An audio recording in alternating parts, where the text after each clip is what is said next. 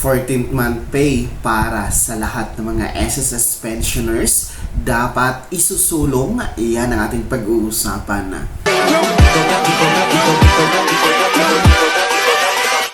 Hold up.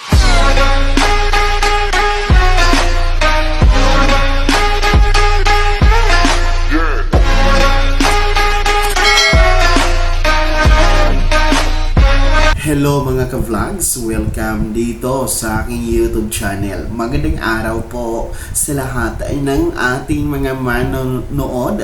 Saan po kayong dako sa mundo? Kumusta mga ka-vlogs?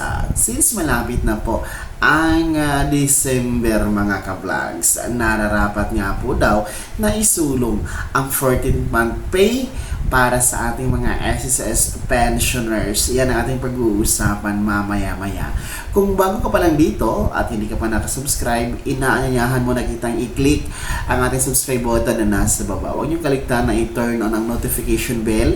Ilagay niyo po sa all para updated naman kayo sa lahat ng mga videos na i-upload ko. Mabalik tayo dito sa 14th month pay sapagkat meron pong nagkomento sa ating isa sa videos.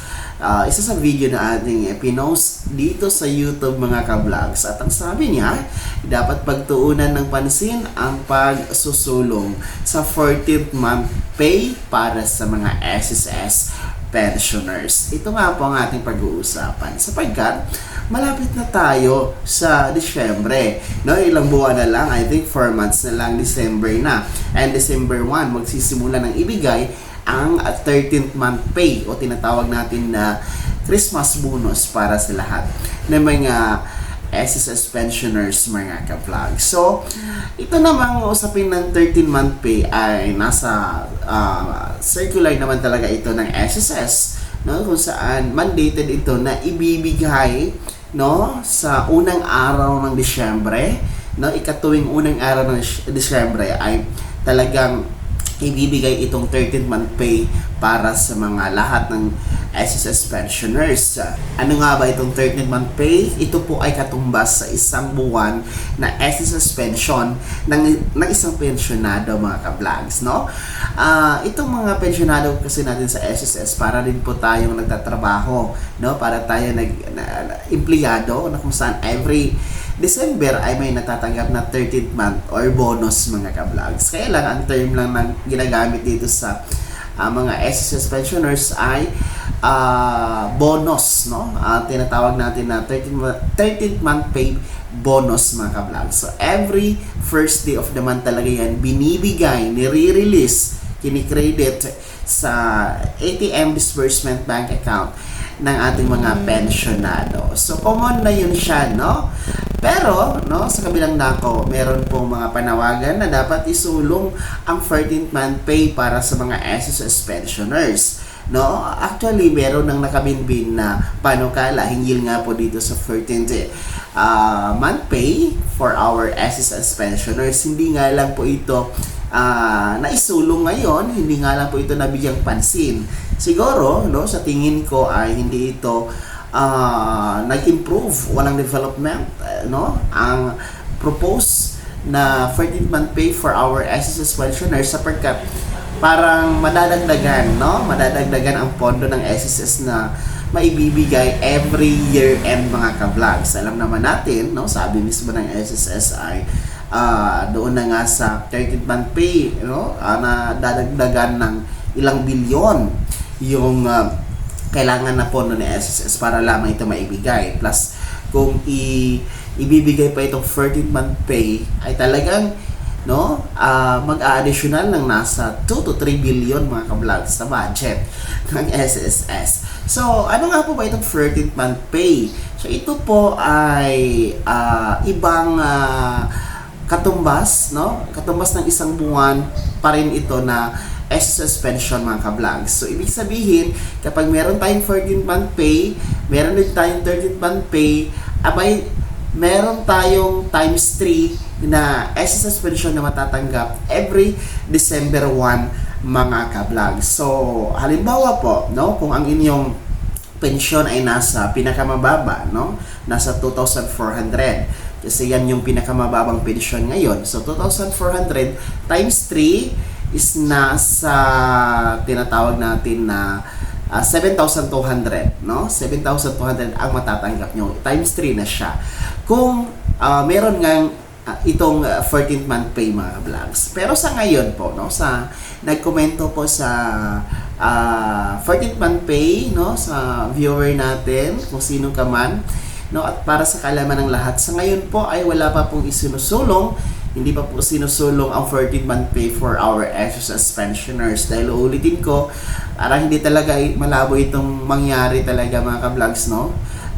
Dahil nga po, kakailanganin talaga ang bilyong pondo, additional billion pondo para dito. Pero malay natin, no? Hindi natin alam ang panahon. Malay natin ay merong magsusulong dyan sa Kongreso hinggil nga dito sa 14th month pay ng ating mga SSS pensioners. Kung nagkataon yon, talagang swerte ang mga magpe-pension, ang mga magre-retire, no? At talagang swerte, no? Lalo na kung malapit mag-pension kung may susulong nga po ang 14th month pay. Pero sa ngayon po, mga ka-vlogs, wala pong 14th month pay ang SSS. Hanggang 13th month pay bonus lang po tayo, mga ka-vlogs. Ay wag po maniwala sa mga sabi-sabi sa iba na merong 14th month pay ang SSS. 13th month pay lang po ang meron. At yan po ang aabangan ngayong December 1 kasi December 1 po yan i-release ang ating 13th month pay mga ka-vlogs. So yan po ang ating dalangin, no? Yan po ang ating aasahan sana, no? Na sana meron talagang nasa Kongreso ang magsusulong ng 14th month pay para sa ating mga SSS pensioners, kahit paano man lang, no?